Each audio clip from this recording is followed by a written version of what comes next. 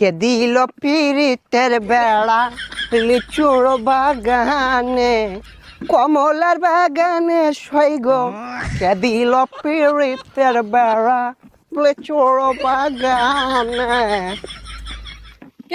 ভাইছে কি অবস্থা, ভালো আছো ব্রাদার? ভাই আপনি তো পুরাই চেঞ্জ হয়ে গেছেন ভাই, কেমনে কি? আগে তো খেত কামারে কাজ করতেন।